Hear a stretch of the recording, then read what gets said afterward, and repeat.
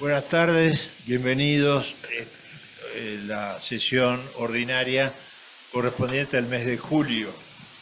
Lo primero que vamos a plantear es el tema del acta que fue repartida, a ver si existe alguna objeción, alguna observación. Bueno, no habiendo tales, vamos a comenzar entonces con el orden del día. La primera presentación va a estar a cargo del profesor Augusto Müller. Como ven ahí, se titula Muerte y espectáculo, pasado y presente. Bueno, muchas gracias, presidente. Hola para todos, es un gusto estar aquí trayendo este tema que puede sonar un poquito fuera de lugar o medio insólito. En realidad a mí me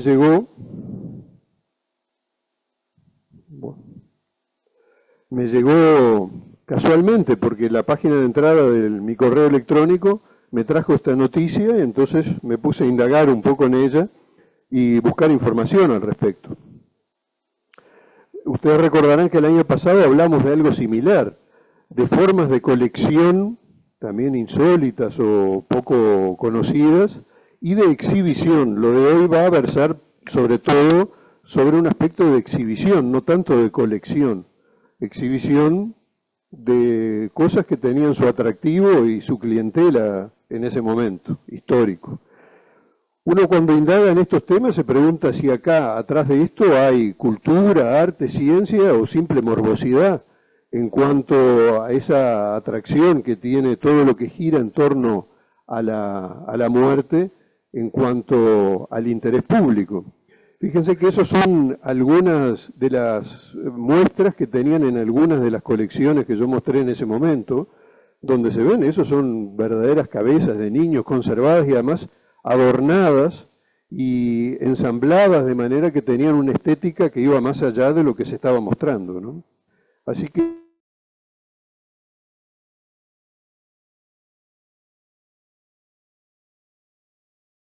está también conservada en formol y en exhibición en un armario que se ve allí. O sea que hay toda una serie de, o había en esa época una serie de curiosidades que rayaban en lo que hoy podríamos considerar morboso. Pero la verdad es que la muerte y el espectáculo en toda la historia ha estado presente, ¿no? De alguna forma, la muerte formó parte de algunos espectáculos y de algunas actividades culturales.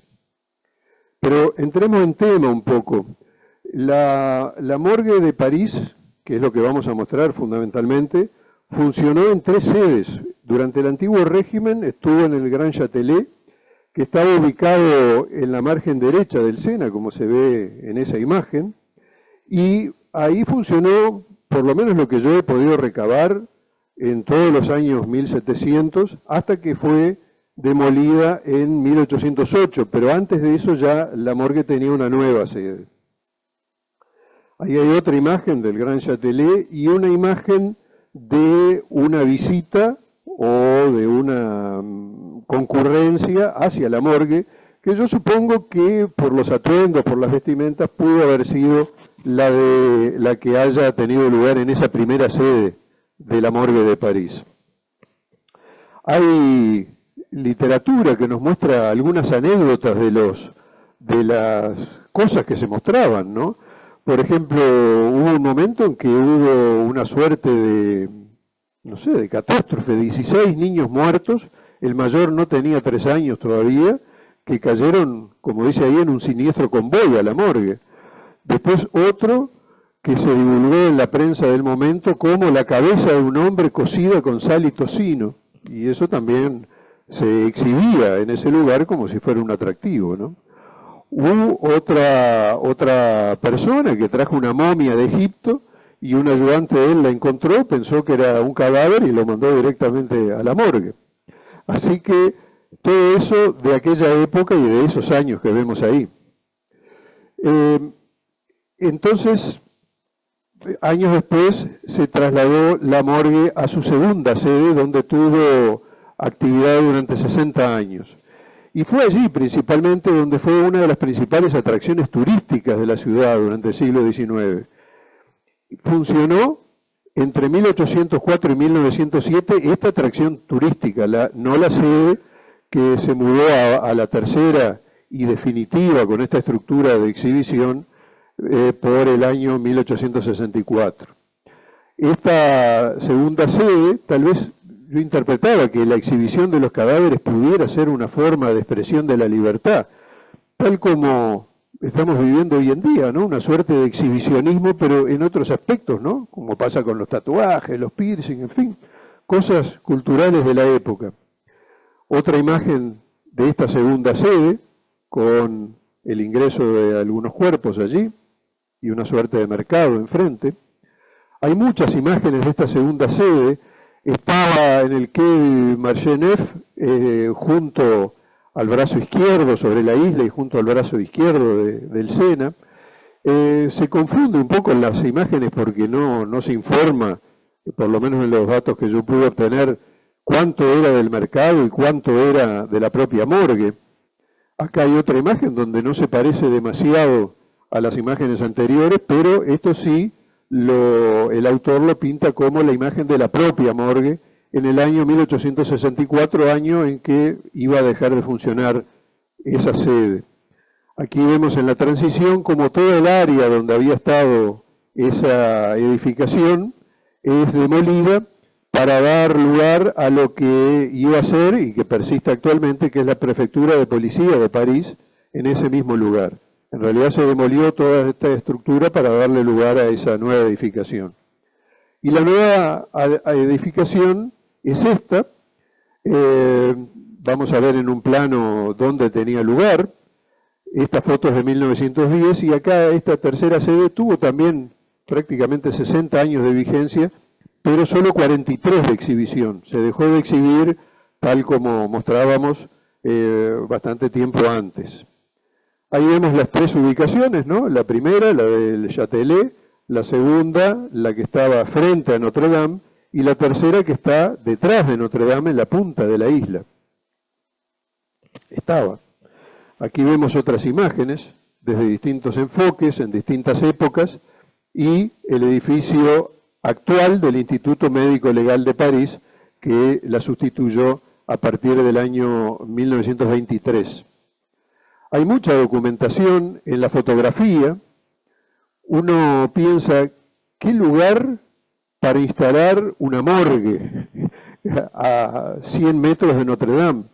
Sin embargo, por lo que vamos a ver a continuación, esta morgue era una atracción turística y realmente uno piensa que podía haber un tour turístico que empezara en Notre Dame y terminara en la morgue o viceversa. Y vamos a ver que no está tan lejos de la realidad. Más fotografías. En este caso me pregunté cómo hicieron para tomar esa fotografía con la técnica de 1855 y donde los movimientos no se denotan en la propia fotografía. No sé si será armado o qué, pero es una fotografía. También en el arte, esta es una pintura de 1906. Fíjense que entonces que ese extremo de la isla tiene una iconografía de antes. Este es el ábside de Notre Dame en 1841 y detrás de la catedral hay una suerte de jardín. En cambio ya durante los años 94 y 900 ya se ve la silueta de la morgue ahí y además se ve cómo los muelles cumplían una función mercantil en esa época, ¿no? Y muy importante y además con una extensa superficie, ¿no? Hoy por hoy ese lugar es ocupado por el Memorial a los Mártires de la Deportación, volvió a adquirir su aspecto de una suerte de jardín y está emplazado en el último lugar de estas sedes. Esta es la actualidad del Instituto Médico Legal de París, que también queda sobre el Sena, un poco más río arriba, sobre la margen derecha también. Entonces, durante más de un siglo, yo tengo consignadas cifras o datos desde el año 1734 hasta 1907, que es donde dejó de funcionar con el criterio de exhibición, no con el criterio de morgue. La finalidad era la identificación de las personas fallecidas, pero eso se fue transformando y fue cambiando de roles con el correr del tiempo y adquiriendo otras dimensiones. Como decíamos recién, estaba situado junto a Notre Dame y llegó a congregar hasta 40.000 personas de visita por día, cuando Notre Dame, antes del incendio, recibía 30.000 visitantes al día, o sea que era una atracción turística notable. Aquí vemos distintas etapas de ese movimiento abierto al público, ¿no? La llegada de los cuerpos, la exhibición allá un poquito más atrás, la antesala, donde hay gente departiendo y otros mirando tanto los cuerpos como sus ropas, porque las ropas que también permitían identificar quedaban exhibidas junto a los correspondientes cuerpos. Otra imagen más. En general se repite esa escenografía con esos paneles de vidrio y las dos columnas, con distintos formatos. Ahora podríamos decir que era un espectáculo apto para todo público, porque ahí hay dos niños en primer plano, muy motivados, en tanto otra señora, mucho más conservadora, trataba de guarecer a los suyos, tratando de que no vieran esas cosas tan horribles que estaban ahí en exhibición. Y dio lugar también hasta el humor. Esto es una postal, una tarjeta postal de la época, donde se difundían distintas actividades en París, distintas visitas que se podían hacer, y una de ellas eran a la morgue. Este era un personaje de tipo historieta, Mimi, que en este caso visitaba la morgue, pero visitaba distintos lugares de París de la época. También el reconocimiento de las distintas pertenencias se podía hacer en forma más cercana para la identificación de los cuerpos. Otro punto era cómo se conservaban los cuerpos, porque seguramente estaban en exhibición durante un tiempo más o menos prolongado. Lo que dice de la morgue de París, la literatura que yo encontré, es que se le rociaba agua helada en el rostro. Pero en la otra imagen, que corresponde a la morgue de Nueva York, quiere decir que esto no era exclusivo de París, parecería que el foco del agua helada estaba centrado más bien en el abdomen, yo creo que con un poco más de razón, ¿no? Después se incorporó un sistema de refrigeración muy moderno para la época, lo cual significó un adelanto en este sentido. El otro rol, además del morbo, la exhibición y la identificación de los cuerpos, era un rol policial. Las autoridades policiales hacían presentar a los sospechosos a los cuerpos con la finalidad de ver si de alguna forma ellos se quebraban y confesaban la autoría. Y hay anécdotas donde se relatan en los documentos consultados que efectivamente así ocurría y surgía el arrepentimiento, la confesión y se tomaba como prueba incriminatoria. Hay algunos casos célebres, por ejemplo, el cuerpo de esta niña, que no solo fue exhibido en presencia, sino que además motivó todo un journal mostrando este caso. El artículo habla de un extraño hematoma en la mano, pero si ustedes se fijan sobre todo en la imagen de la derecha, van a ver que hay un hematoma en el ojo, ¿no? Tal vez, no sé, Eduardo nos pueda decir después alguna cosa. Pero el hecho fue que la visitaron 150.000 personas, ¿no? Después está L'Inconnue de la Seine, que fue una muchacha sin signos de violencia, muy bien conservada, que fue rescatada lo que ellos suponen que era poco tiempo después de la muerte, y Albert Camus la describió como la Mona Lisa ahogada. Y ustedes ven que tiene en su esbozo de sonrisa una suerte de parecido con la Mona Lisa. Lo interesante de este caso es que muchos años después, Lardel, el que introdujo los muñecos de simulación para la resucitación cardiopulmonar, tomó como imagen para su máscara a esta imagen de esta muchacha, y es la que persiste, claro que muy atenuada, puede ser muy genérico, pero el hecho es que él tomó esa imagen como inspiración, al punto de que se dice que es la cara más besada de todos los tiempos, y sin duda debe ser así.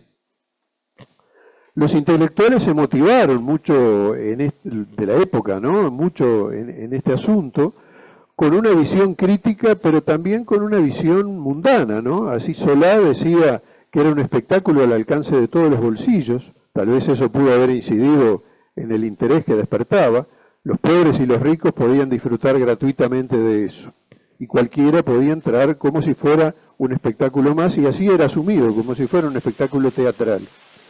Dickens, en otro ámbito, también habló de esta situación en su libro El viajero sin propósito, y relataba que siempre que estaba en París, una fuerza invisible lo arrastraba hasta allá. Esas cosas están en la naturaleza humana y siguen persistiendo con otros formatos. Nunca quiero ir allí, pero siempre termino allí. Escribió en ese libro, ¿no? Por último, Gozlán decía que uno va allí a ver a los ahogados como se va a cualquier otro lugar a ver la última moda. Y bueno, esas eran las costumbres de la época. Sin embargo, en 1907, un prefecto, Lepin, decidió cerrarlo, y con una argumentación que parece muy valedera, ¿no? Decía, entre este considerable número de curiosos no hay uno que se moleste en ayudar a reconocer el cuerpo expuesto. Todos se sienten atraídos por la curiosidad. En todo momento la actitud de los visitantes en general estuvo lejos de ser edificante, etcétera, etcétera, etcétera, y culmina diciendo, ya era hora de poner fin a este escándalo. En otros lugares, en otras latitudes, existía algo parecido, pero la exhibición era bastante más discreta, y yo supongo que entre los directamente involucrados o que presuntamente pudieran tener alguna relación con los fallecidos a los efectos de la identificación. Hoy por hoy, y esto es lo único que vamos a decir del presente, existe una suerte también de turismo oscuro que está ganando adeptos, sin llegar a ser algo morboso.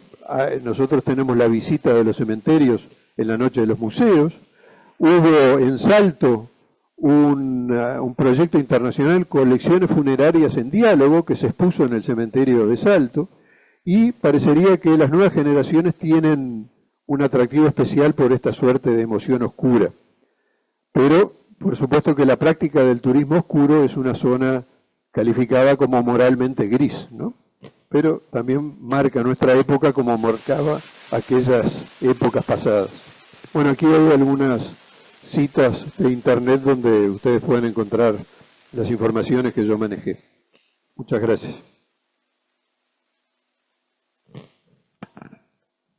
Muchas gracias, Augusto. Siempre interesante y curioso. ¿Alguien quiere hacer algún comentario? Sí, gracias.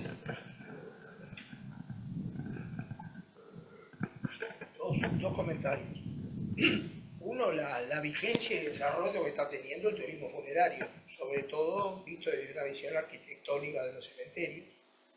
De hecho, en el Père Lachaise uno entra y en la puerta principal hay guías, como en cualquier museo, que se ofrecen para hacer una guía. Bueno, ahí sobre las principales tumbas, que hay unas cuantas ahí. Y mismo acá en el cementerio central hay un programa de turismo funerario, y es mucho más común de lo que nosotros lo vemos y ha aparecido mucho en la guía turística. En relación a la presentación, lo que no se hacía en las morgues era la disección quirúrgica. El aprendizaje de la cirugía lo hacían con, por ahí por el 1700 y pico, se hacía ahí donde está Montparnasse, donde actualmente está la estación de trenes de Montparnasse, que era, ahí se llamaba el Montfaucon, capaz que me equivoco en el término, pero que era Montfaucon, que era una zona reservada para los ajusticiamientos de los reos. Y solamente estaba permitido en esa época disecar un cadáver, aunque se ejecutaran varios reos, solamente estaba permitido disecar un cadáver. Y ese cadáver parece que era bastante disputado, y ahí se generaba todo un comercio de la disección y de las partes del cadáver. No se disecaba en las morgues, y eso duró bastante tiempo como hábito de entrenamiento de ir a los lugares de ejecución. En Francia eso estuvo vigente muchos años para la disección cadavérica con fines científicos. Sí, en la resolución de la clausura de la exhibición de los cuerpos en la morgue, uno de los argumentos de base es que al haberse suspendido las ejecuciones, esto parecía haber sustituido ese interés morboso, entre comillas, por la muerte, ¿no? Gracias, Tato. Hace unos 10 años había una disección de los cadáveres que decía que lo había hecho en Alemania.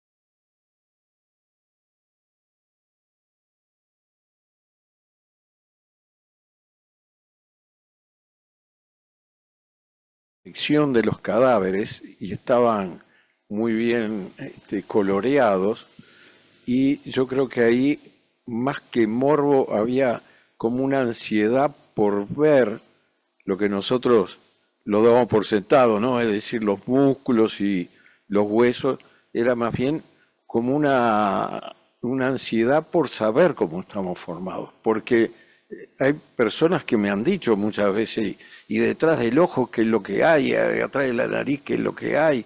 Entonces se hizo, y quien había hecho esa disección afirmaba tener el consentimiento, si no del cadáver, pero sí de la familia, para poder disecarlo.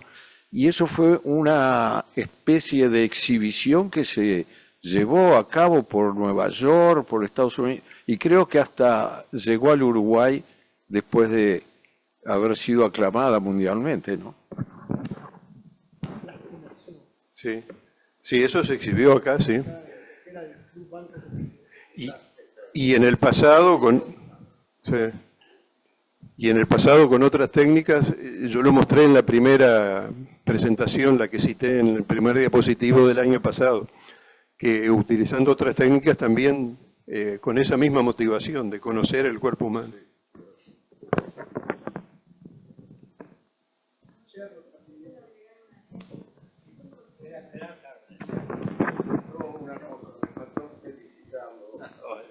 Está felicitado.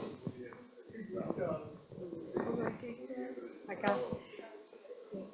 Sí, la verdad me gustó mucho, muy interesante, nunca había pensado en un tema así, pero mi padre siempre contaba con un compañero cuando entró en facultad, decía, mucho músculo, pero la carne, ¿dónde está la carne?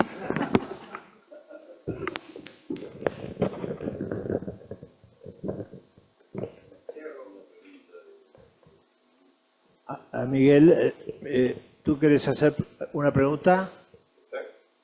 No, gracias. No, una pregunta, no, una intervención. Agradecerle al académico Müller la excelente presentación que ha hecho. Y otra cosa que deseo enmarcar o contextualizar es el tema de la muerte en sí, que en distintos pueblos ha suscitado diferentes ritos, diferentes leyendas que han trascendido lo que de alguna manera constituye una ceremonia, y han llegado incluso al arte a través del teatro, a través de la novela. El ejemplo quizá más claro en el momento es el culto que se hace de la muerte el 2 de noviembre en México, pero hay otras poblaciones que tienen igual tendencia a producir fenómenos sociales, culturales en relación con la muerte. Creo que sería interesante, me parece, relacionar este modo particular de reaccionar ante el fenómeno muerte en el aspecto morgue con esa atracción que ejerce el tema en sí de la muerte en otros aspectos. Era nada más que eso. Gracias, Augusto. ¿Algún otro comentario? Es muy interesante eso que pusiste de las distintas ubicaciones, ¿no? Que fue teniendo la moda, cada vez más separado, digamos así, hacia arriba. Respecto de cerca del agua. Respecto de las visitas, París mismo tiene los subterráneos, ¿no? Donde se ven huesos, calaveras y demás. Por citar otro ejemplo, en la Vía Veneto está la iglesia de los franciscanos, que está absolutamente y totalmente hecha con huesos largos y calaveras. O sea que sí, es un poco algo, creo, de desmitificación de la muerte. Barrán, en sus libros de la sensibilidad en el Uruguay, habla un poco de eso, de que en la época bárbara la muerte era una cosa más próxima, que se podía mirar a la cara, se podía exponer. Es más, los inmigrantes que venían a Montevideo, por poner un ejemplo, se les moría uno de su familia y o lo hacían pintar, como fue visto en el caso del padre de Villar-de-Vaux, o lo retrataban y eso lo enviaban a sus parientes que de otro modo no podían. Porque es esa necesidad de ver el cadáver para también hacer el duelo, ¿no? Que tantas veces los psicólogos han insistido. De modo que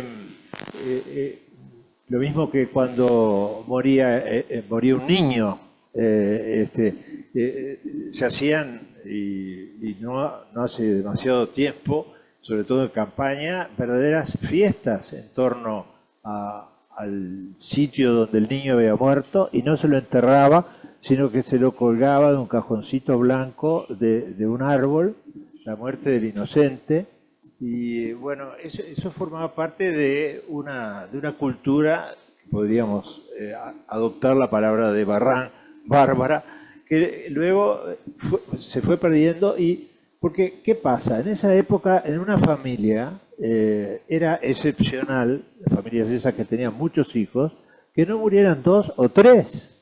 Y hay descripciones muy conocidas de familias que pierden un hijo tras el otro. Es más, le ponían el mismo nombre o el nombre cambiado, como en el caso de Valle de Ordóñez, que tuvo una primera hija que se llamó Amalia Ana, que murió, y a la siguiente le puso Ana Amalia. Había otra proximidad. Luego hemos ido como rechazando eso. Y yo veo que ahora incluso se rechaza el velatorio, ¿no? Antes era inconcebible que el velatorio no se hiciera en la casa, muchas veces en la cama, y que la familia no pasara toda la noche rodeado de un grupo de amigos y demás. Hoy día no, el muerto se muere generalmente en un medio sanatorial, y de allí pasa a la funeraria y se anuncia que va a haber de 1 a 2 horas de velorio. No digo, lo vemos como más civilizado, pero yo no sé si esa costumbre no contribuye a minimizar o a ignorar una cosa que es tan natural como el nacer, que es el morir. Probablemente está vinculado también a la disminución del número de gente creyente, de los que creemos que la muerte es un paso hacia otra vida, quizá una vida mejor, y que en consecuencia no tenemos ese terror frente a la muerte que muchas veces otras personas tienen. Con respecto al otro tipo de morgue, a la morgue para disección, en París hubieron 2. Una, la de Clamart. La de Clamart era cerca de un cementerio que estaba cerca de donde tú decís, de Montparnasse, y era a donde iban los cuerpos de todos los hospitales que no eran reclamados por los parientes.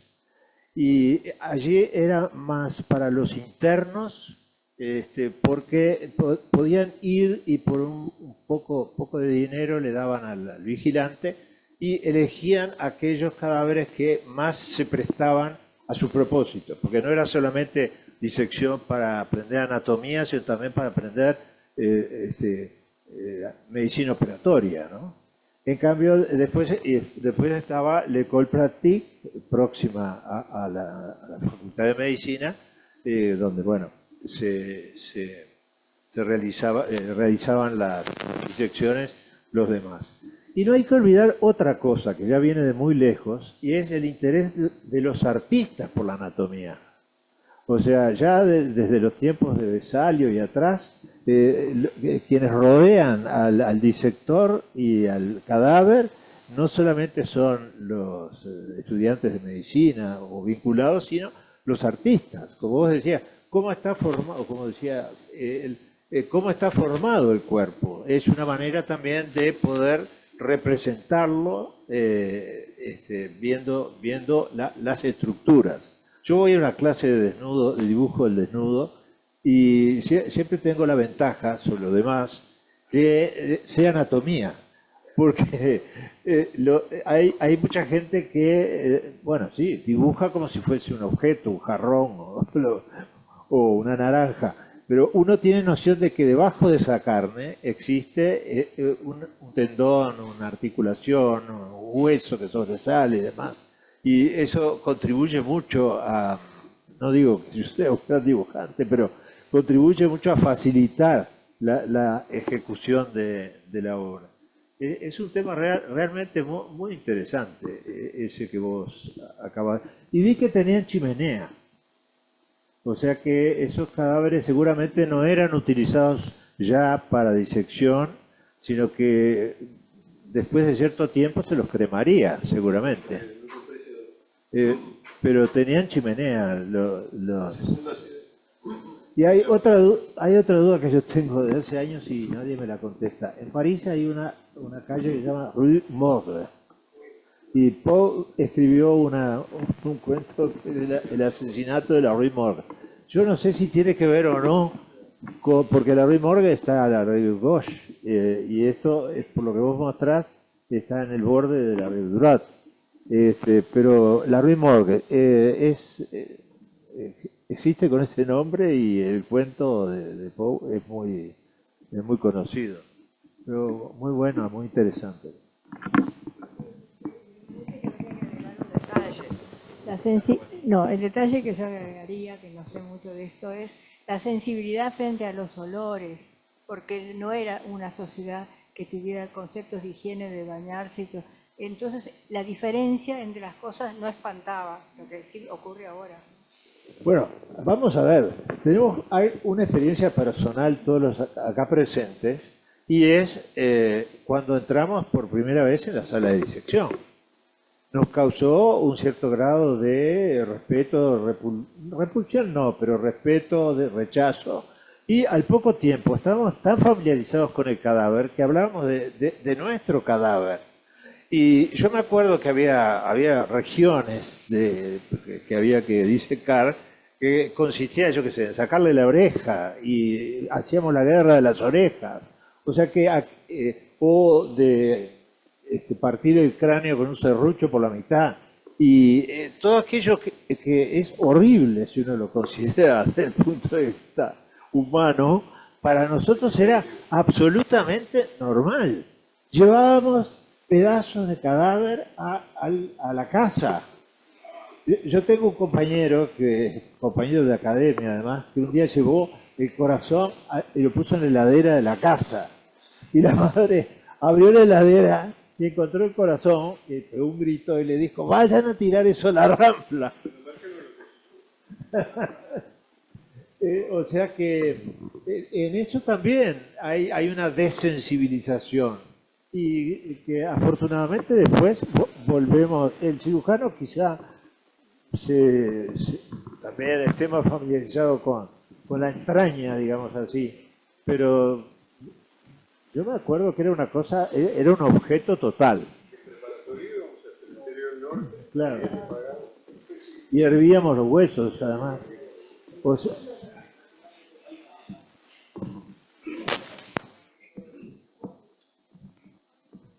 Yo creo que hay que hacer una precisión respecto a todo eso, y es que bien de chico, desde el primer día también nos enseñaron, todos tenemos una cultura de respeto al cadáver.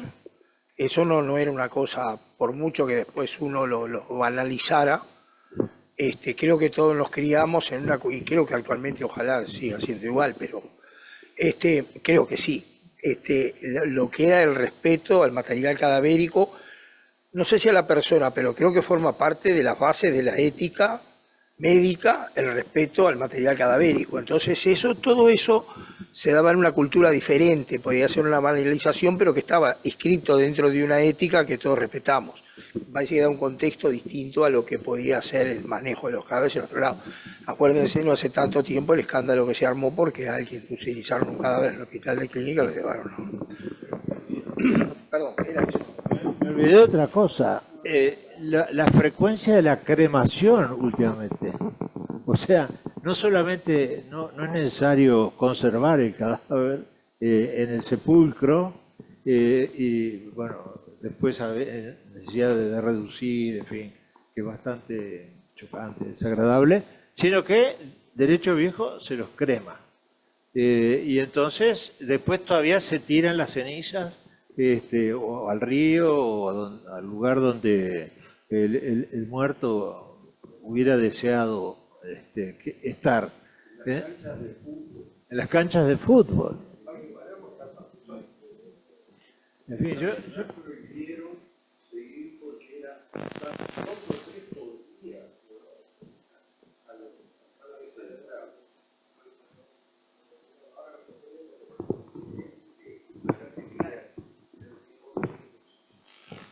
Yo creo que realmente ha traído un tema interesante y que ha dado que hablar. Turnes, ¿vos no querés agregar algo?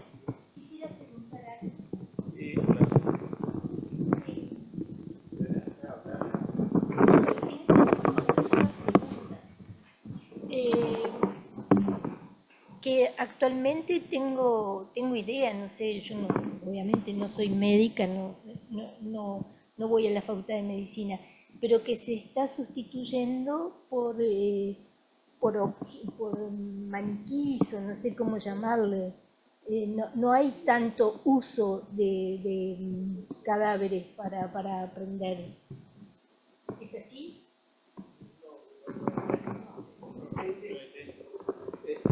La carencia de cadáveres fue uno de los problemas claves de la facultad de su inicio, ¿no? Porque la Comisión de Caridad y Beneficencia Pública, que era el hospital público, el único que había en el Uruguay, no entregaba el cadáver. Y la lucha, como decía Turén, la épica lucha por los cadáveres, ¿no? Que llegaron hasta robar parte de los cadáveres para estudiar. Pero me dicen que hoy no faltan cadáveres. ¿Por qué? Porque donar el cuerpo es una manera de ahorrar a la familia el entierro. Y entonces, nosotros tuvimos uno de los ayudantes de la sala de disección, de anatomía, que estaba con nosotros allí, que ya había donado su cuerpo para la disección anatómica. De modo que creo, Sonia, que no. Lo que tú decís más bien es para el vivo, ¿no? Para el enfermo, que ahí sí han sido sustituidos por actores que aprenden la enfermedad como si fuera un libreto, y si tienen que pintarse de amarillo para una ictericia, se pintan. Y bueno, eso sí, es para evitar la invasión de la privacidad de esa persona.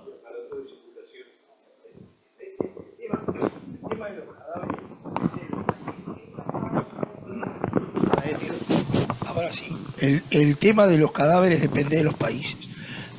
Acá nunca hubo problema y siempre se mantuvo la disección cadavérica hasta el día de hoy.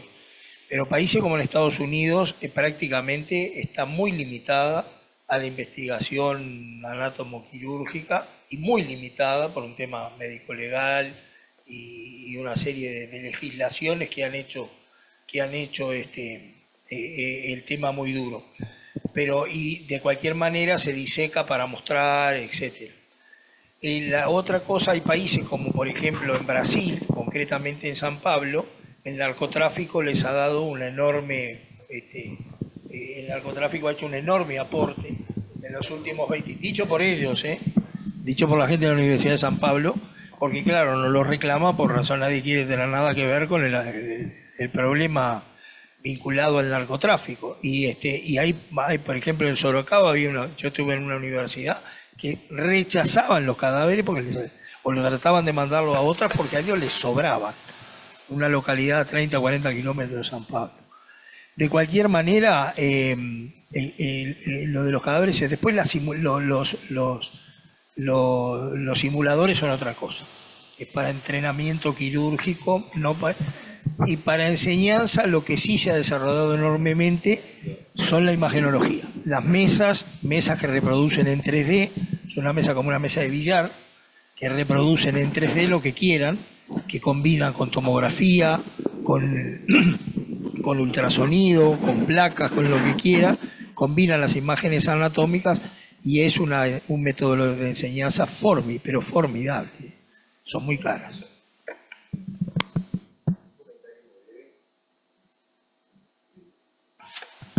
Ahí sí. No, ahora que mencionaban a la Facultad de Medicina, de un tiempito a esta parte vieron que el Museo de Anatomía de la Facultad, dependiente por supuesto de la cátedra, que fue remodelado, hace visitas guiadas para el público, ¿no? Un poco con algo que ha ocurrido mucho en el Uruguay, con los museos cada vez más volcados a la sociedad, ¿no? Y cada vez más abiertos y cada vez más un interés por la divulgación, en este caso de la anatomía, y el museo está haciendo eso. Y tengo entendido que hay un gran interés, sobre todo de liceales y de grupos por el estilo, hay un gran interés. Me pareció interesantísima la presentación de Müller, es un temón, es un temón. Bueno, no sé si hay más observaciones, Juan, ¿no? Carmencita, ¿no? Bueno, entonces damos por cerrado esto. Veo que falta el expositor de la primera investigación hecha por Clemente Stable. Esta sesión, lamentablemente, seguro que por razones de fuerza mayor. Esta sesión pretendía ser un poco un recordatorio, sino un homenaje a una figura que no siendo médico, era maestro, tuvo una gran influencia sobre el inicio y la propulsión de las ciencias biológicas, que era don Clemente Stable. Don Clemente Stable, de apellido original Stabile, hijo de inmigrantes, se había criado cerca de Santa Lucía, en un lugar que se llama Estación Margat. Eran varios hermanos, después se mudaron a la Unión. El hermano mayor fue el que lo fue educando él, hasta que previo examen de ingreso fue al Instituto Normal, En esto, el otro día hablando con Euclides Silva Gaudín, que ojalá nos esté escuchando, me contaba una cosa interesante, el cierto número de personalidades que fueron primero maestros, porque era una formación además muy general y de muy buen nivel, y que dentro de ellos que siguieron caminos diferentes, después continuaban viéndose. Estaba, por ejemplo, Martín R. Echegoyen, que luego fue abogado y senador, estaba Sabater Casti, estaba Emilio Oribe, todas esas personalidades, y cada tantos maestros. Cafera había sido maestro también, el profesor de anatomía patológica, Y, ¿verdad? Paulina Luisi, por supuesto, había sido maestra también. Y eso acá tenemos una socia que es maestra y además de médica.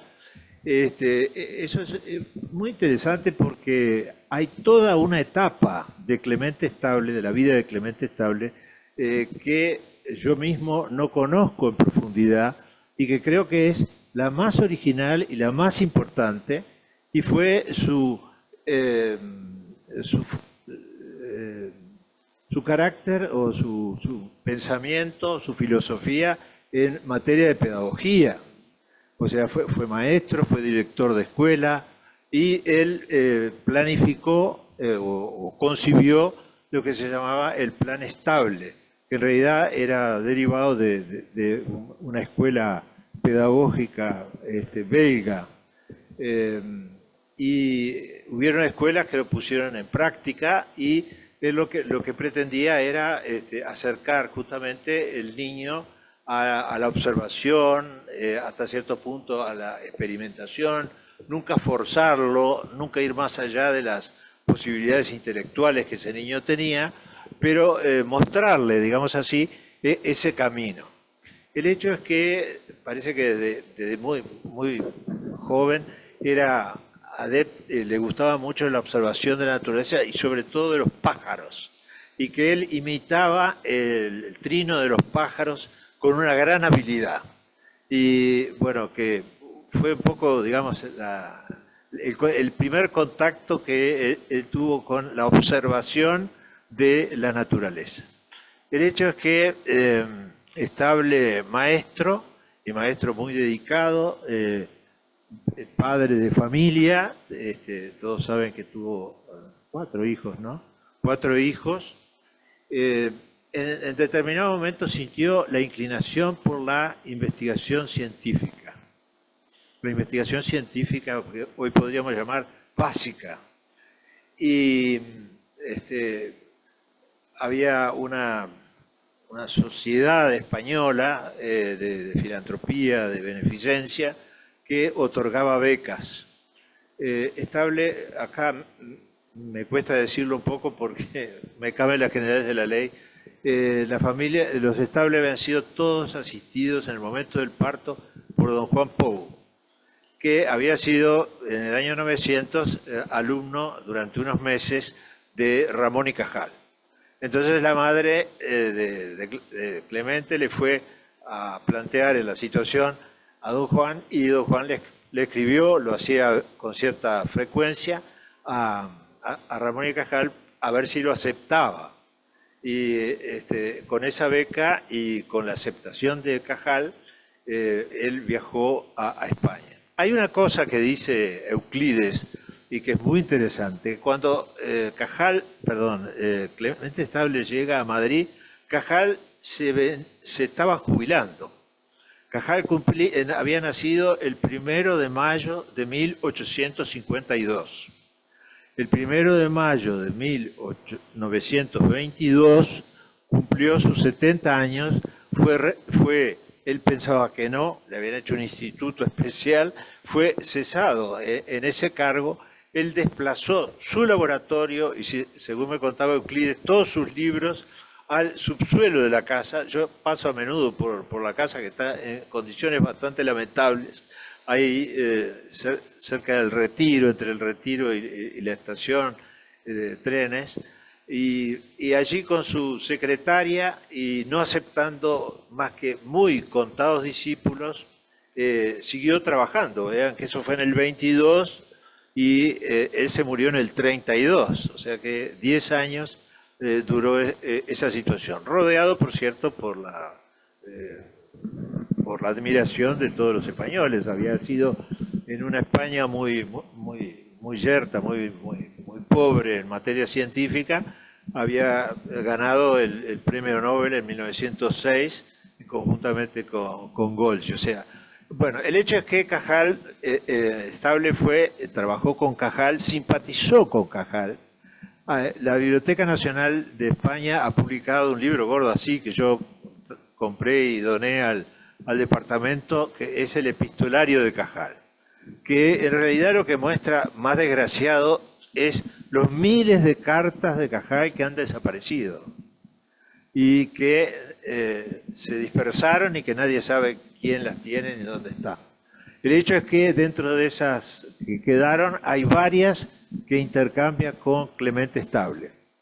La familia Estable también tenía algunas de esas cartas que nunca quiso entregar y lamentablemente ahora los hijos se murieron. Habían algunas fotocopias que también desaparecieron y el hecho es que lo que quería contar que en ese epistolario de la biblioteca hay algunas cartas y Cajal le dice en forma casi amistosa a ese joven, ¿dónde andarás? Porque él no hablaba más que español, no hablaba ni francés, ni italiano, ni inglés, pero sin embargo se desplazaba por los laboratorios, otros laboratorios de Europa, porque deseaba aprender.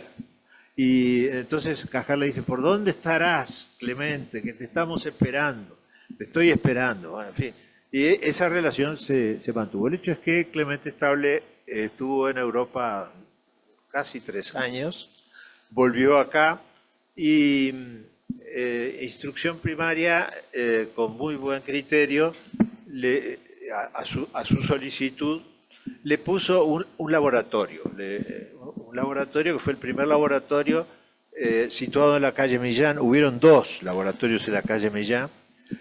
Mañé conoció el segundo, que es el que yo indirectamente conozco, y en ese laboratorio habían sobre todo maestras, porque él quería enseñar a las maestras para que las maestras les enseñaran a los niños, en ese plan tan ambicioso, porque él había escrito un libro muy interesante que yo tengo que se llama El reino de las vocaciones, o sea que cada cual tiene un llamado y bueno, hay que saber descubrir ese llamado, entre ellos puede ser el de la investigación científica.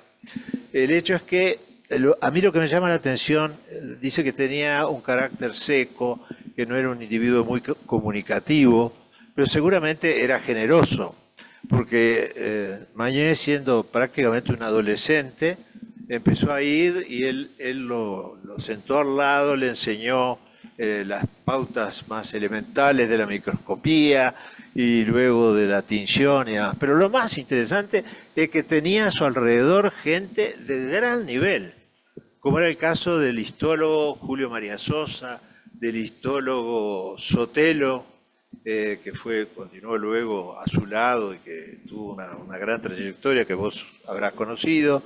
Después estaba nada menos que Cordero, el que fue luego director del Museo de Historia Natural, formado en Alemania, que estudiaba lo de Mañé, ¿no?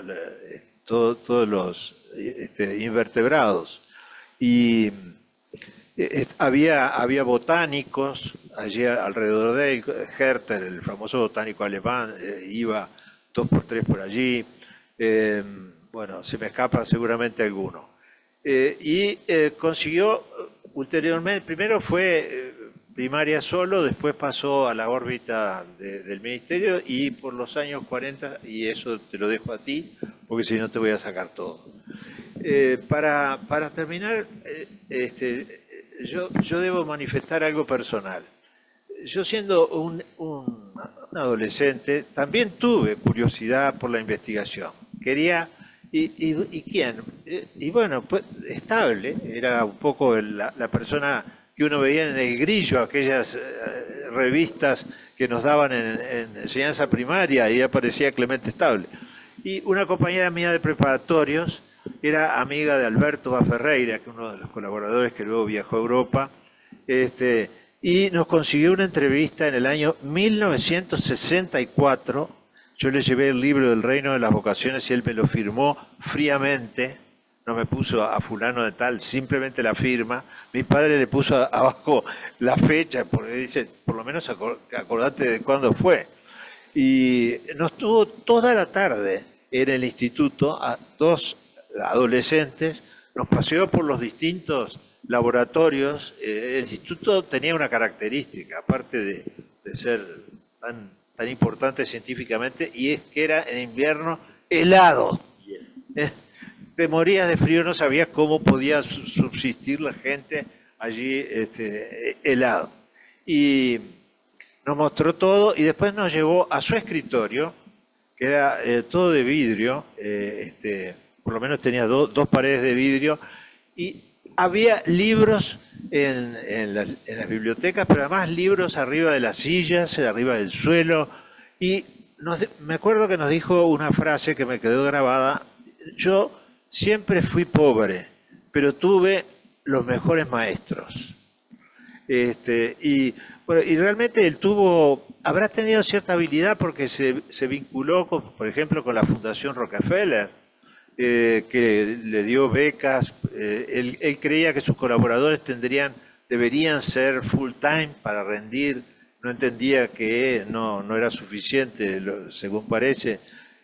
Me contaba Euclides que él mismo fue becario por la Rockefeller y cuando terminó la beca fue a hablar con Estable y le dijo: no, pero si no es full time, no. Y dice: ¿y cómo mantengo yo a mi familia? Entonces eso él no lo comprendía, porque vivía como en una burbuja, no, en otro mundo. También, viajó una vez a la India, me llamó la atención.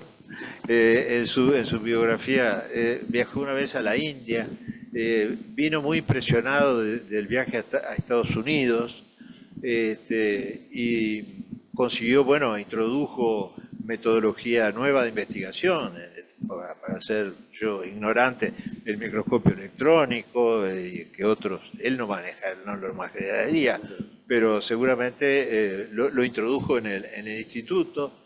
Y ¿Primero?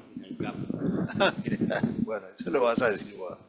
El hecho es que pienso que hay mucho de mito probablemente en la percepción que tenemos de Estable. Yo lo más cercano que tengo es las versiones de Mañé, que lo conoció a su vez siendo muy niño, porque él después siguió hacia el Museo de Historia Natural y la Facultad de Humanidades y Ciencias. Pero pienso que debe haber sido esa dedicación, ese desinterés, porque al fin y al cabo viviría con lo justo. Y ahora nos enteramos estos días que su casa del Prado, que era patrimonio del Ministerio de Educación y Cultura, ha sido vandalizada y todos sus libros desparramados y tirados. Como siempre nosotros no cuidamos lo suficiente las cosas que, si bien son materiales, nos recrean imágenes tan importantes como la de Estable. Estable siguió vinculado con el magisterio, y dice Euclides, él siempre, porque él fundó una sociedad que llamó Sociedad Linneana. Esa sociedad no solamente daba conferencias, generalmente en el Ateneo, con gente de gran nivel, como podía ser el geólogo Walter, el alemán, u otros, sino que hacía excursiones, y en esas excursiones recogían especímenes de piedras, de animales, etc. Mañé participó de algunas de ellas. Y dice que siempre iban algunas maestras. Dice Euclides, las maestras lo rodeaban como si fueran mariposas, porque le reconocerían, cierto agradecimiento por haber promovido una profesión tan extraordinaria. Murió a los 82 años. Creo que ya estaba un poco deteriorado desde el punto de vista intelectual, pero siguió trabajando. Y supongo que los que lo rodeaban lo siguieron respetando y murió donde quiso, en el medio de la investigación. Yo no sé, quería dar un marco a la biografía de don Clemente, y ahora dejar a alguien que sí lo conoció de verdad y que nos va a hablar de don Clemente y su entorno, que que es el Instituto de Investigación de Ciencias Biológicas.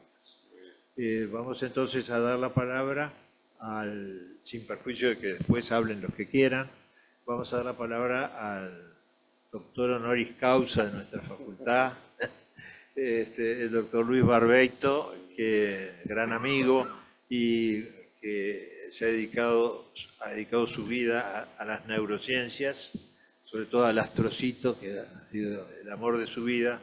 Y yo lo conocí a Luis en ese gélido ambiente del instituto, que rápidamente se volvía cálido porque la gente era muy receptiva, ¿no? Y uno podía entrar y salir de allí como por su casa sin temor a molestar, que probablemente fuera. Así que ten la palabra, Luis. Muy bien. Quizás me pongo mirando al auditorio. Bueno, muchas gracias por esta invitación, Ricardo. No, pero estoy bien así. Gracias por la invitación. Es la primera vez que comparto este ambiente y es súper interesante las presentaciones, todo esto. Yo en realidad no había preparado ninguna charla, sino un comentario a una exposición sobre la primera investigación de don Clemente Estable. Entonces lo que tengo son flashes y una pequeñísima investigación que realicé con la memoria, con algunos escritos, sobre cuál es el legado no escrito de don Clemente Estable. Algo nuevo, algo que se nos escapa. Hay muchas cosas escritas de Clemente Estable. La familia ha trabajado mucho en recopilar material y recrear toda una historia, sobre todo en la parte científica, mucho menos en la parte de su época como pedagógica, ¿no es verdad? Pero flashes en la memoria, digamos. Yo quiero hacer la precisión de que como investigador muy chiquilín entré al Instituto Clemente Estable, al mismo laboratorio donde estaba él, pero un año después que él falleció. Por lo tanto, en el año previo que yo iba a pedir para que me aceptaran como estudiante, lo veía, pero era algo así como algo inabordable, porque estaba muy solo, lo recuerdo como muy solo, muy ermitaño en ese instituto, donde prácticamente las generaciones más jóvenes lo habían llevado puesto y él estaba como en su interior, ¿no es verdad? De todas maneras, él tenía un gran laboratorio de histología ahí, y bueno, y cuando me aceptaron a mí, en el año 77, él acababa de fallecer el año antes, estaba todas sus cosas, sus estudiantes jóvenes, el doctor Dajas, el doctor Rodríguez Iturralde, que fueron los que me enseñaron las primeras cosas, estaban ahí, y sus preparadoras histológicas también estaban ahí. Estaba todo, era Clemente Estable sin su persona omnipresente. Y por tanto escuché una enorme cantidad de historias, algunas jocosas, otras más tristes, como toda persona. Era un ser humano brillante, de buen carácter, determinado, y con una visión soñadora, que me parece a mí el gran legado de Estable fue a una sociedad como la uruguaya, media opaca y que precisaba estímulos, a través de su experiencia en la investigación científica y uniéndolo a sus perspectivas pedagógicas, recreó un futuro posible cuyo discurso después aprendí era muy parecido al de Ramón y Cajal, ¿no es verdad? Es decir, el conocimiento como cimentando la modernidad de un país, como asegurando el bienestar de las personas, todo lo que los políticos pueden decir, bueno, él lo basaba en la instrucción de las personas, en el conocimiento científico y en un desarrollo así. Y creo que generó un legado en amplios sectores de la sociedad que lo vieron como un modelo a seguir. ¿No es verdad? Un legado que... voy a ir un poquito para adelante y después vuelvo para atrás. Y después, lo que más me impresionó a mí, yo en el Instituto Clemente Estable hice carrera, concursé por un grado 5 y fui director del instituto en 2 periodos, del 96-99 y del 2003 al 2005.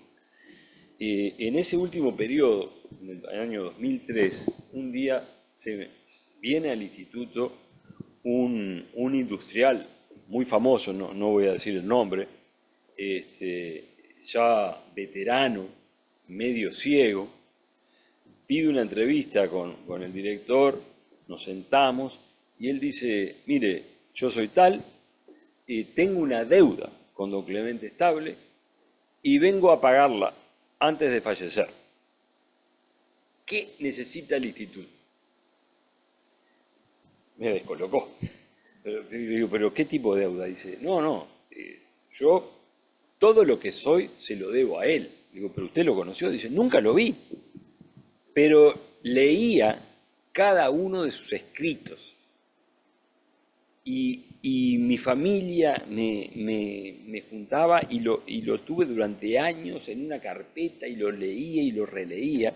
Y gracias a él, yo nunca pude ir a la escuela, pero gracias a él aprendí a leer y aprendí esto. Bueno, y él terminó siendo un industrial muy reconocido en Uruguay. Y bueno, y tuvimos largas charlas con él. Y me contó una cantidad de cosas de una persona que nunca había visto Estable, pero toda su vida Estable había sido el pilar de su conducta, de sus aspiraciones, de su visión del mundo. Como para mí fue enormemente emocionante. Entonces fui a mis colegas y les pregunté, ¿qué precisamos? Año 2003. Y claro, es un instituto donde, por respeto a Estable, es muy centrado en la microscopía, ¿no? Microscopía de óptica, microscopía electrónica, que después podemos contar algo de esto. Pero lo que no había en Uruguay era un microscopio confocal, ¿no? Que es la nueva cosa, que es como un escáner, ¿no? Como si fuera un scan, pero de corte citológico, todo basado en tecnología láser. Más de $400.000 estamos hablando. Y yo le dije, mire, como precisar, el Uruguay precisa un microscopio confocal. Y acá hay gente que lo sabe conocer, ya lo que lo sabe hacer funcionar, ya fueron a Inglaterra a entrenarse en eso, pero no lo podemos comprar. En 2 meses lo tenemos acá. Bueno, y este hombre movilizó a todos sus contactos, creó un grupo de amigos del Instituto Clemente Estable, puso unas cuotas de $5.000 para cada uno y movilizó a mucha gente, además de él poner buen dinero.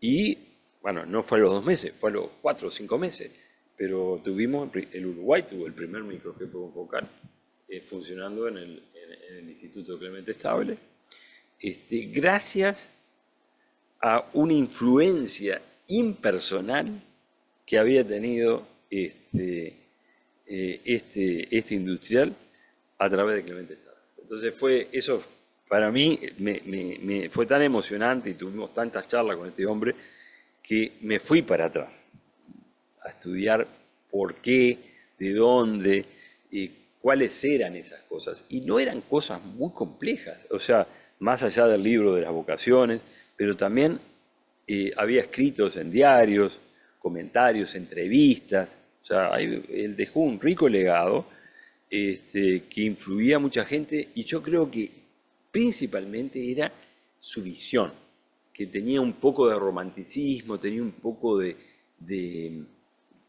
usar el conocimiento como trampolín para el desarrollo. No estuvo muy errado. Quizás algunas décadas, se adelantó algunas épocas, algunas décadas, pero España no escuchó la prédica de Ramón y Cajal y quedó muy oscura durante décadas. Y Uruguay yo creo que a Estable lo escuchó un poco más, porque con la modestia del caso se le creó un instituto, se le dieron espacios, incluso a nivel pedagógico. Yendo a lo pedagógico, también durante mi estadía en el instituto y habiendo enviado mis 4 hijos a la Escuela Experimental de Malvin, ¿no es verdad? Bueno, ahí me empecé a enterar por las maestras que había un laboratorio y que ese laboratorio había sido, ¿cómo decir?, armado o concebido por don Clemente, ¿no es verdad? Incluso me mostraban las maestras cajitas con algunos preparados citológicos que todavía conservaban, que era lo único que quedaba de todo eso, ¿no? Le estoy hablando del año 96, 98, no quedaba nada. Pero algunas cajitas, algunas maestras preparadoras sabían que estaba ahí y me lo mostraban. Obviamente que no lo usaban con fines pedagógicos.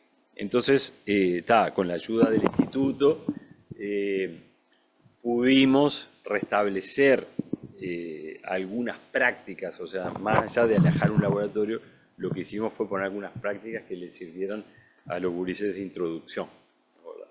Pero ahí, en esa escuela, que había tenido un momento de gloria increíble, ¿no es verdad? Desde una huerta modelo, donde los niños iban, tenían insectarios, tenían de todo. No quedaba nada.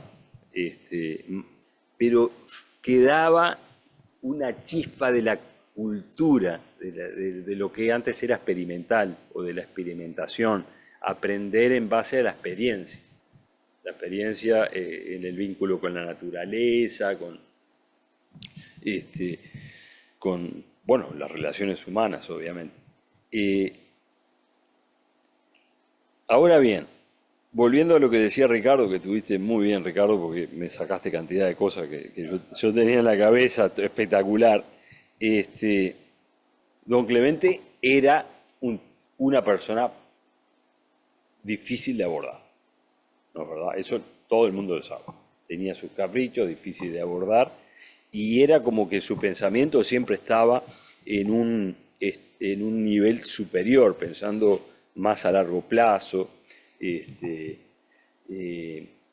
yo diría en grandes teorías o en algo más allá de los mortales, digamos, yo que sé, era como otro plano. Todo el mundo siempre le reconoció eso. Cuando yo tuve en el año 72-73 que hacer una tesina y nos mandaban allá desde Colonia, nos mandaban a Montevideo a hacer entrevistas y escribir una pequeña monografía, creo que era al fin de mi 5º año del liceo. A través de mi padre yo propuse una entrevista a Clemente Estable, porque yo ya lo tenía repertoriado y a través de mi padre yo sabía que era una persona de alto nivel y a quien seguir. Y bueno, esa entrevista nunca pudo ser lograda. Hubo llamadas de amigos, llamadas por teléfono, nunca se pudo lograr. Y éramos 3 muchachos que veníamos de Talarira, ¿no? Tampoco era tan... Pero estaba ya en una época muy difícil, ¿no es verdad?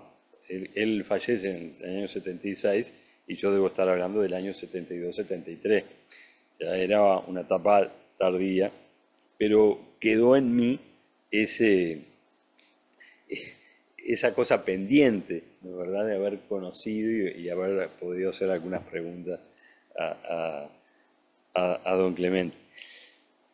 Cuando yo ingreso al laboratorio, en esa visión que tenía Clemente Estable y en esa habilidad o sabiduría para elegir sus grandes colaboradores, él, en la época reciente, más reciente de los colaboradores, de los años 50, digamos, y sobre todo haciendo usufructo de la crisis que generó el peronismo en Argentina, donde muchos intelectuales fueron perseguidos. Clemente Estable atrae a Uruguay a 2 personas claves. Por un lado voy a hablar de genetista que conozco menos y después voy a hablar de Robert Sáez, el genetista, que era una persona que creo que había nacido en Uruguay, pero se había formado en La Plata, y que trajo consigo abajo del brazo una escuela genética que fundó todo, además de haber sido coautor con De Robertis, que era el otro investigador argentino que él trajo acá, que él trabajaba ya no en genética, De Robertis trabajaba en neurociencias, ¿no es verdad? Y fue el que lo inculcó ya años antes de traer un microscopio a Uruguay, ¿no? Microscopio electrónico, ¿no? Con haz de electrones y capaz de poder hacer análisis en la escala de nanómetros. O sea, era algo sofisticado. Clemente Estable nunca le pudo sacar plata para el instituto, después sí, pero al comienzo, entre sus influencias que tenía, que eran muchos, y sus contactos intelectual, logró que ANCAP comprara el primer microscopio electrónico que tuvo Uruguay, que era para justamente estudiar no sé qué cosa de los derivados del petróleo. Que Estable lo tenía visto, se lo dijo, y le digo, yo tengo gente que te maneja, y ahí el instituto adquirió el know-how de instalar un microscopio, de mantener un microscopio electrónico, que es extremadamente caro, se los puedo decir, porque después hubieron varios microscopios. Y al traer a De Robertis, que era una persona brillante y como neurocientífico, y especializado en estudiar la sinapsis, fue él quien co-descubrió con otro premio Nobel, a De Robertis no le dieron premio Nobel, se lo dieron al otro, las vesículas sinápticas, o sea, los sinaptosomas. Se describió en parte en Argentina, en parte acá. Y se formó una escuela, y esa escuela, con electrofisiólogos, estaba Arana, que también formó parte de ahí, de ese enclave, que fue brillante. En los años 50 Uruguay tenía una neurociencia brillante. Fue en esa época que se instaló el laboratorio de neuropatología en el Hospital de Clínica, en el piso 2. ¿Ustedes lo recuerdan? Bueno, eso ahí Clemente Estable había sido el promotor, y toda esa generación, no me acuerdo quién había sido la contraparte de Clemente Estable ahí en la parte de neuropatología, no recuerdo, pero sería él. Yo sinceramente no me acuerdo. Sí. Y ellos tenían planes increíbles, porque todavía en el instituto, en el laboratorio donde yo entré, había unos cortes histológicos de cerebro humano entero, de pacientes con psicosis, que yo no sé dónde están ahora. Deben estar en algún archivo, se lo pudo haber llevado a la familia, pero el registrar, volver a registrar esos cortes histológicos de mi cerebro, grandes así, hechos con una dificultad y una destreza increíble, podría valer un estudio, una publicación científica de primer nivel, porque son raros esos especímenes, así como ellos lo habían logrado. Entonces, claro, esa época de oro, yo viví la resaca de esa época. Había empezado la dictadura, bueno, estaba muy vaciado aquello, si bien el Instituto Clemente Estable, por diversas razones, pasó indemne por la dictadura, y los grandes baluartes científicos, por suerte, quedaron ahí, no fueron tocados, y funcionaron como una simiente del cual yo mismo me formé, ¿no es verdad? Porque yo me formé a fines de los 70 y 80 a ese nivel. Obviamente que estaba Roberto Sotelo, que era el que había quedado con el know-how del microscopio electrónico, junto con Omar Trujillo Zenó, que debe ser la persona que tiene los mejores recuerdos de Clemente Estable. Yo creo que los debe tener perfectamente guardados, porque es tan memorioso como tú. Bueno, así que yo puedo testimoniar ahí cómo en ese centro de neurociencias también participó García Aus, ¿no? Que también fue un gran electrofisiólogo que después emigró por esa época. Y se formaron las nuevas generaciones de los neurocientíficos, tanto en electrofisiología como en neurohistología. Y bueno, ahora ya eso ha proliferado muchísimo, pero esas simientes están ahí, ¿no es verdad? Y nada, después de haberme enfrentado con este empresario que les decía, los mismos testimonios los pude recoger de muchas otras personas. No en forma tan enfática como él, que generosamente vino a donar un equipo de altísimo costo, ¿no? ¿Verdad? Pero lo mismo, Clemente Estable era un gran pedagogo, sabía cómo transmitir, más por escrito creo que hablado, ¿no? Por escrito transmitir su nueva visión, sus sueños, su proyección no sé, de una organización social basada en la ciencia. Eso hoy puede parecer sobredicho, pero en aquel momento era muy arriesgado decir eso, porque se hablaban en otros términos, ¿no? Y no teníamos la tecnología tan presente como hoy. Y yo creo que era eso que tenía en mente. No sé si aporta algo, pero tampoco tiene mucha precisión histórica, pero muchas gracias. Antes de dar la palabra a los demás, como un egoísta, quiero mencionar una cosa, que cuando se fundó el instituto del cual vos fuiste director de neurología, Ricaldoni lo llevó a Estable.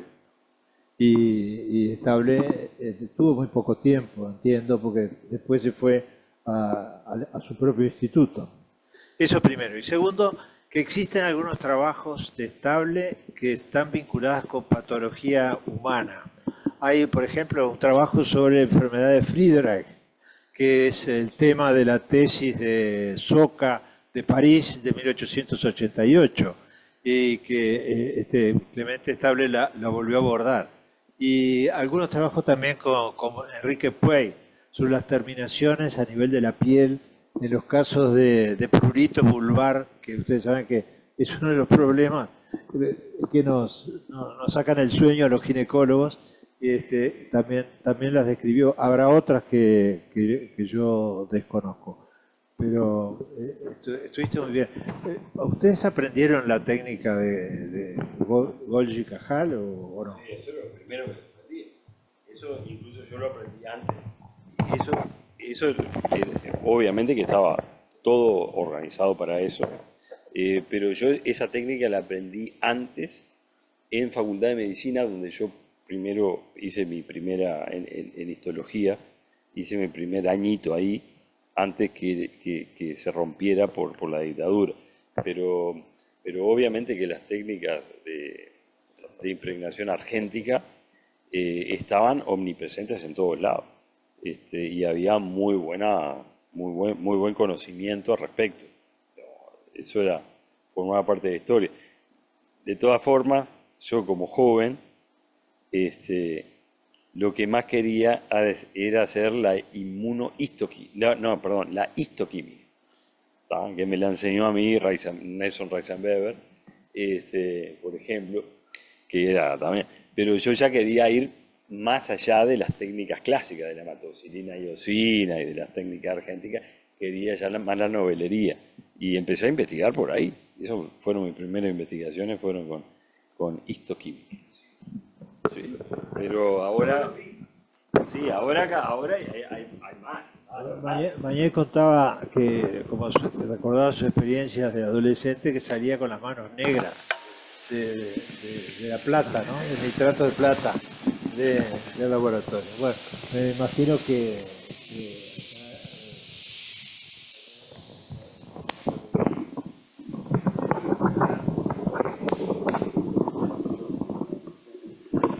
no, yo en realidad hablando con Ricardo, le había dicho, no quiero hablar en este acto de homenaje, especialmente viniendo de Luis por el instituto y que iba a hablar de armas del laboratorio de neuropatología de clínicas, ¿no?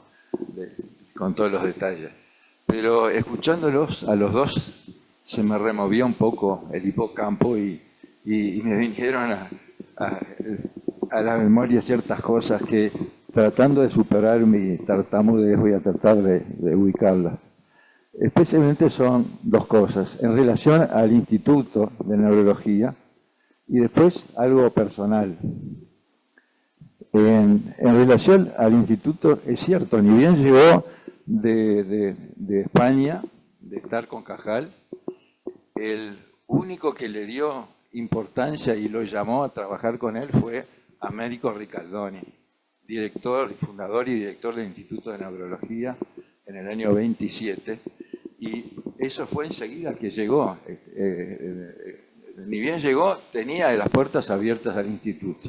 Y ahí el instituto armó un laboratorio de investigación histológica y trabajó durante un año, pero ahí nació ese laboratorio. Después, como pasó a su instituto, el primero, al de las calles Millán, el primero de la Millán, él dejó de ir al instituto, pero mantuvo siempre una conexión sentimental permanente con el instituto. Especialmente cuando también, ni bien él llegó a su instituto recién formado en la calle Millán, empezaron a caerle estudiantes jóvenes que querían aprender investigación. Y entre ellos había un par de amigos desde la época del Liceo Zorrilla, era Román Arana Iñiguez y José Bernardino Gómez Soro, grandes amigos, que fueron al instituto. Y bueno, y ahí empezaron, tendrían 18, 19 años, empezaron a entusiasmarse con eso. Y de ahí nació un cariño permanente y de por vida de los dos hacia Stable. Yo me acuerdo que los comentarios tanto de Arana como de Gómez Soro, refiriéndose a Stable, siempre eran, digamos, como hablando de un personaje inigualable, algo por el estilo. Pero claro, los dos se orientaron a la parte clínica, en neurología, neurocirugía, y si bien Arana vivió, antes de ser profesor, una época en que hizo investigación neurofisiológica en Estados Unidos, que también junto con García y con el que murió hace poco, bueno, no me sale, también en el Maciel, ahí cuando el instituto estaba en el Maciel, hicieron investigación humana ¿cómo? Y aparte de eso, quedó en el instituto siempre esa ilusión, ese recuerdo. Y eso tiene que ver con la otra cosa que yo quería contar de la parte más personal mía. Ya en el año 58, en mayo del 58, se inauguró el instituto en su nueva etapa en el Hospital de Clínicas. Abandonó el Maciel y pasó al Hospital de Clínicas. Y en esa inauguración hubo una serie de conferencias. Y la conferencia principal iba a ser la de Clemente Stable. Yo que estaba en preparatorios, me enteré y fui y pisé el Clínicas por primera vez para escuchar a Stable. Fuimos hasta el piso 2, ahí entramos al anfiteatro y escuchamos esa conferencia que no podía ser otra que la sinapsis. y por supuesto que yo entendía muy poco de todo lo que estaban hablando, pero realmente quedé muy impresionado, no solo por eso, sino porque fue mi primer conocimiento del instituto. Y a medida que llegaba, yo me senté tempranito allá en el anfiteatro y empezaron a llegar de a uno los docentes. Y entonces había un compañero de preparatorios, hijo de médico, que sabía, los conocía, y me iba diciendo, ese que está entrando, ese es Arana, ese otro es Gómez-Soro, ese otro es Medoc, aquel es Mendilarzu. Ahí conocí toda la playa de lo que fue la mejor época del instituto, y seguramente fue lo que me quedó para después cuando tuve que decidir mi futuro. Seguramente ese recuerdo influyó bastante. Y después, lo otro que quería decir, que me asombró cuando hablaba estable, ese gesto o tic que tenía de un parpadeo continuo, que después se lo vi a Mañé. Mañé tenía eso, cuando estaba hablando, de repente le daba por, sin seguir hablando y sin seguir escuchando, empezó el parpadeo, como que eso le refrescara toda la memoria. Lo mismo se lo vi a Estable en esa vez, que fue la única vez, la primera vez que lo vi. Después lo vi otra vez porque cuando presentamos nuestro primer trabajo científico de neurofisiología, García nos dijo, bueno, vayan a presentar la Sociedad de Biología de Estable, y en el instituto. Y entonces fuimos ahí, y ahí sí, yo estaba de lo más inhibido permanentemente porque estaba Estable escuchando ese trabajo, ¿no? Era más de fisiología y creo que Estable, eso era muy colateral a las cosas que le interesaban. Así que yo quería traer esta, digamos, inquietud que salió de mi hipocampo. ¿Me permiten una intervención por el Zoom? Aquí Jorge Castro. ¿Se oye? ¿Se oye? Bueno, yo primero quiero agradecer las exposiciones que aquí se han presentado. Para mí han sido muy emotivas. Yo lo conocí a Clemente Estable, aunque él ya se encontraba hacia el final de su vida, pero era una figura muy presente, como aquí se explicó, pero yo quiero agregar un dato informativo con el permiso de quienes se han ilustrado y han sido muy completos. Quiero agregar lo siguiente, aquel trabajo, o como dicen hoy el paper, de Clemente Estable en colaboración con Roberto Sotelo y que se llamó El nucleolonema y que es de allá del año 53, si no me equivoco, donde ellos describen una estructura con aspecto de filamento, la describen con mucho detalle y de manera muy rica, con aspecto de filamento que supuestamente se encuentra en el nucleolo. Creo que hoy los biólogos no admiten así con tanta facilidad la existencia del nucleolonema como una estructura definitiva o permanente, aunque tal vez, digamos, algunas proteínas del nucleolo puedan asociarse y simular en algún momento algún filamento. Pero ese trabajo, el nucleolonema, se publicó en español y en una revista nacional. Y yo sospecho aquí que participen los historiadores para verificar lo que voy a decir, fue el motivo por el cual en unos 10 años más tarde se realizó en Uruguay un simposio internacional sobre el nucleolo.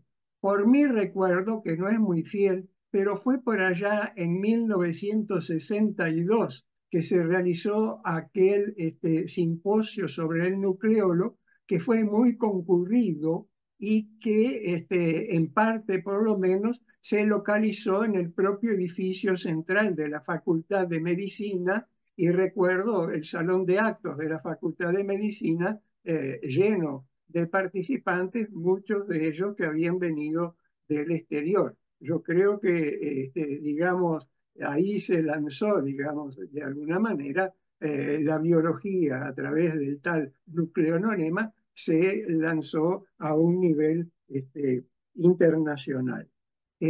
Ahora, un segundo punto que aquí Barbeito nombró aquellos cortes histológicos de cerebro entero. Tal vez se pueda seguir la huella de aquellos cortes histológicos de cerebro entero con esta información que yo recuerdo.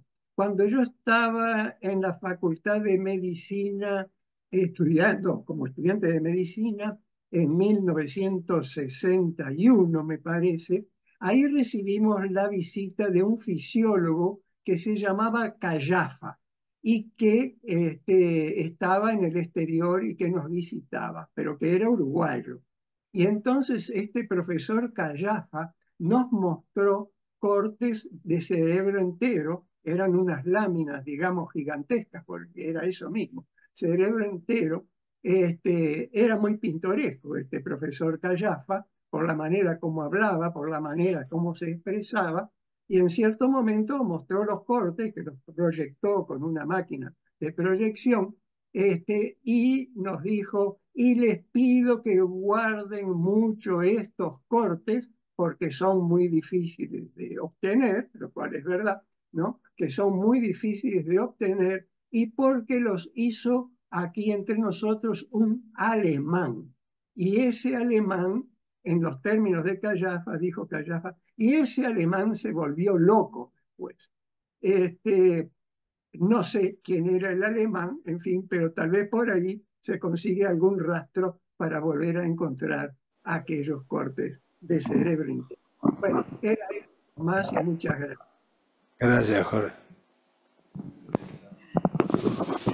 En cuanto a los cortes esos, que una de las cosas que me olvidé de comentar, el alemán era nada menos que Alejandro Schroeder, padre, que fue el primer profesor de histología de la Facultad de Medicina, allá por el año, los 20, y después se fue becado a Alemania, donde hizo histología, escribió uno de los famosos tratados mundiales que hizo uno de las autoridades mundiales en aquel momento, que era un alemán, no me acuerdo el nombre, y después volvió. Lo único que antes de volver, él visitó a distintos servicios asistenciales de Alemania, y ahí entró en contacto con el que estaba iniciando la neurocirugía en Alemania. Ahí se contagió, lo ayudó varias veces, y con sus consejos y una caja de herramientas de instrumental similar a la que había visto usar en Alemania. En este momento no me estoy acordando de los nombres, pero con eso volvió a Uruguay y fue quien inició la neurocirugía real como especialidad en nuestro país, y yo siempre atribuyo ese primer acto de su operación de 1930, en que hizo una operación de un enorme meningioma con excelente resultado. Todos los antecedentes quirúrgicos previos a cargo de cirujanos con la valentía suficiente como para meterse en el cerebro, la mayoría de las veces habían fallecido, especialmente los tumores. Solo los traumáticos podían haber solucionado. Así que ese alemán era Alejandro Schroeder, ex profesor de histología, y toda la colección que tenía en aquel momento estuvo una vez en el instituto. No sé después qué pasó. Yo nunca la vi. Yo quiero, desde el punto de vista histórico, reivindicar el primer trabajo de neurohistología que fue presentado en la Facultad de Medicina, traducido del alemán, porque había sido hecho en Alemania por un uruguayo que era José Aguerre. José Aguerre estudió en Alemania e hizo su tesis de doctorado justamente con cortes enteros, al lado del profesor Krause. Esa tesis del año 1, traducida al español, está en los anales de la facultad de la universidad, que publicaba las tesis sobresalientes del año. Está publicado y son cortes enteros de sistema nervioso, incluso incluían otros sectores del sistema nervioso. Y ese José Aguerre supongo que fue el mismo que luego fue ginecólogo, o habrá sido el padre. El padre. Ahí está, en 1900. Ahí está. José Aguerre igual que el otro. Eso como dato histórico solamente. Y eso fue interesante antes de consolidada la teoría de la neurona. Todavía se planteaba la posibilidad del reticularismo, del retículo.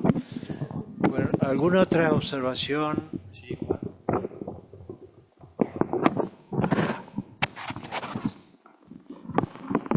Yo quería comentar y exponer de que tenemos un desafío que es explicar o entender cómo el maestro da el salto hacia la neurociencia. Porque eso es decir, tenemos la observación de los pájaros, sí, es un elemento, tenemos la ayuda, pero lo que no tenemos es el conocimiento de cómo el hombre Clemente Stable da el salto hacia meterse en un campo científico que era nuevo, porque la neurobiología recién empezaba a tener como biología, no como neurología clínica o patología, eso no era nuevo.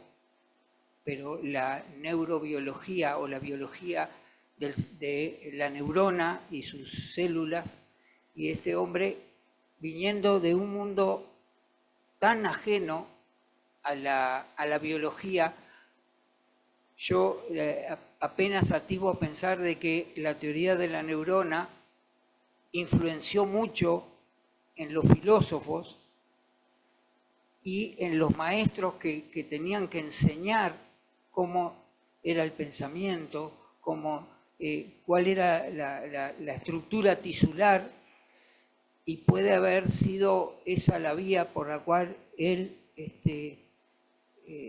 da el salto, pero creo que eso estamos...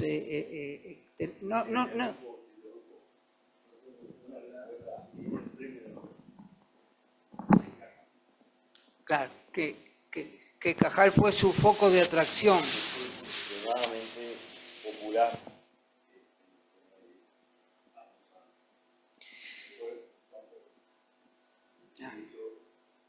Y por último dejo una pregunta, es como si fuera para Luis Barbeito, pero pensemos en 100 años después, 2024, en el 2124, y hay investigadores que quieran investigar sobre cómo llegó el microscopio confocal por primera vez al Uruguay.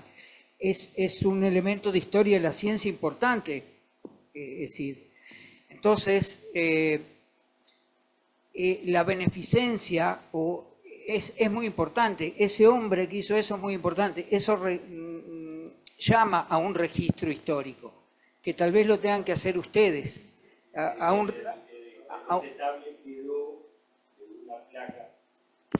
con el nombre del grupo de amigos, las personas que hicieron la donación, y el registro, lo único que quedó. Ahí está un registro, registro y los nombres para que conformar la biografía. Una última cosa, prometo que va a ser la última de mi parte. Hay una conferencia de Stable dictada por los años 40, por ahí, y que fue publicada en la revista Nacional, que se llama Los Tres Mosqueteros Uruguayos de Cajal. ¿Y por qué? Ustedes saben bien de los tres mosqueteros que en realidad eran 4. Entonces, hubieron 3 personas que fueron del Uruguay y estudiaron mucho tiempo con Cajal, que fue, el primero fue Tomás Blanes Viale, que en realidad estaba ya en Mallorca y había ido a Madrid, y publicó un trabajo original con las células que hoy se llaman células de Blanes, creo que a nivel del bulbo olfatorio, creo que están. Tomás Blanes Viale era hermano mellizo de Pedro Blanes Viale, del pintor, pero murió antes de llegar a 4º año de facultad de una tifoidea en la calle Hermosilla, en pleno barrio de Salamanca. Allí murió Tomás Blanes Viale. Ese fue el primer mosquetero. El segundo, que es el que tenemos gran duda, es un tal Terrazas, que de acuerdo a la versión de don Juan Pou, y que solía ser muy exacto en lo que decía, había trabajado sobre la estructura del cerebelo, y que un autor español ha dicho que Terrazas era español, de Zaragoza, y bueno, es probable que hubiera nacido en Zaragoza, pero también hay algún registro en el Instituto de Anatomía de un tal Terrazas que hizo acá por el año 97 aproximadamente.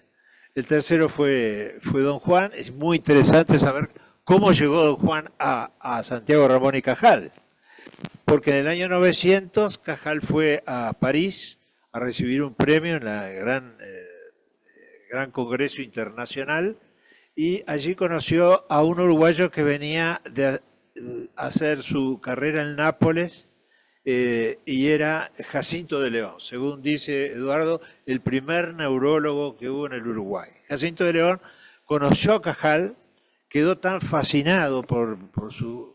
y después vino y lo convirtieron en profesor de biofísica, o física médica, como se llamaba entonces.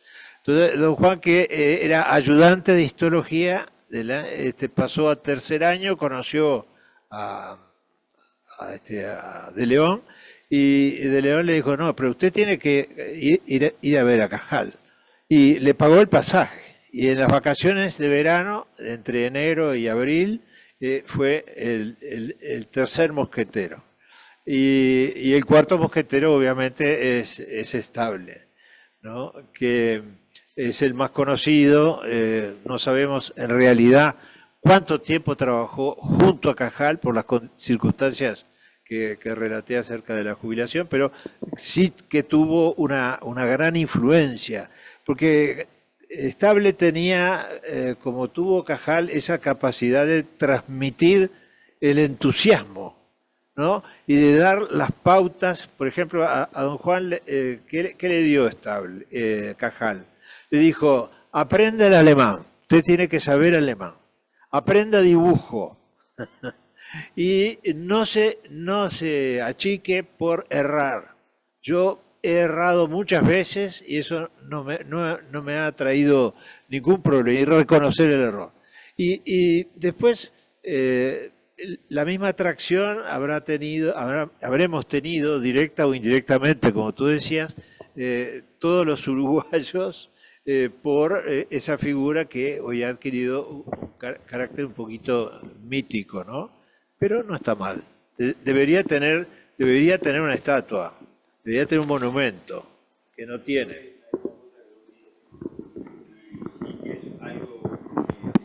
Estable, que quedó como un legado, por lo menos entre sus discípulos, que era el culto a la curiosidad en sí mismo, ¿no? Yo diría la investigación basada en la curiosidad, sin ningún propósito más allá de descubrir la entraña. Creo que eso él lo validó y les dio rienda suelta a sus discípulos para que se desarrollaran en ese sentido. Bueno, es muy ferreriano eso también, ¿no? La investigación por la investigación. Sí. Pero eso era una cultura de una época, ¿no? Pasaba de portavoz a voz. Bueno, yo quería hablar como maestra y quería decir que los maestros que tuvieron la suerte de haber hecho la carrera antes de la dictadura o los que tuvimos la suerte de hacerla un poco antes de la dictadura y un poco después, teníamos la impronta del método estable. El método estable está basado principalmente en la curiosidad, está basado en la motivación del niño, en la experimentación, en la pregunta, en aquello que el niño se vincula directamente con el hecho. Es realmente un plan que está en todos los años escolares y la Escuela Experimental de Malvín, realmente que fue una de las escuelas que más estuvo vinculada al método estable, que lo ejercía desde preescolares hasta sexto año de escuela. Y nada más que eso, que realmente en el espíritu de los maestros está estable hasta el día de hoy. Nada más que eso.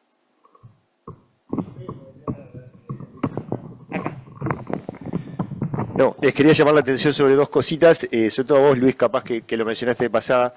Nosotros en el libro que hicimos con Mañé en 2010 sobre historia de la genética clínica de Uruguay, ahí analizamos el rol de Francisco Sáez como iniciador de la citogenética latinoamericana, de Dretz como iniciador de la citogenética humana, y bueno, y cómo se derivan en definitiva de Clemente Estable. Analizamos algo del simposio del nucleolo, tendría que repasar esa parte, y del trabajo de ataxia de Friedreich de Clemente Estable. Eso para recordarles por si está el interés. Y les quería llamar la atención sobre el documental fílmico de Pablo Casacubertas de 2018, Casacuberta de 2018, que se llama Clemente, los aprendizajes de un maestro, que está muy bien hecho, a mí me gustó mucho, y recoge mucho de la parte de su trabajo pedagógico y recoge mucho lo que tú transmitías en muy lindo, ¿no? De eso como con pocas palabras y con un trato directo con ciertos discípulos tuvo una influencia enorme. Hay muchas anécdotas, se entrevistan en el documental a familiares y a muchos que estudiaron con él. Y recoge eso, ¿no? Esa influencia de maestro, ahí ya no maestro de título, sino maestro con toda la letra. Está muy lindo el documental, si no lo vieron es una recomendación. Hay una de las cartas de Cajal a Estable que empieza diciéndole, estimado amigo, le agradezco su carta hormona. Su carta hormona, se ve que lo movilizó de algún modo, bueno, no sé, creo que tenemos que agradecer especialmente a nuestro invitado, que yo tengo la esperanza de que sea parte de nuestra sociedad, porque él cuando se pone a hacer una cosa la hace muy bien, él además sabe decirlo en forma sencilla y basado en una... además de la inteligencia, en una formación muy sólida. Yo te invito a que... no, ya te jubilaste, ya te nombraron ad honorem, así que ya estás en condiciones de formar parte de la sociedad. Muchas gracias también a todos los que han contribuido. Gracias, Eduardo, por tus aportes. Y entonces damos por terminada la sesión.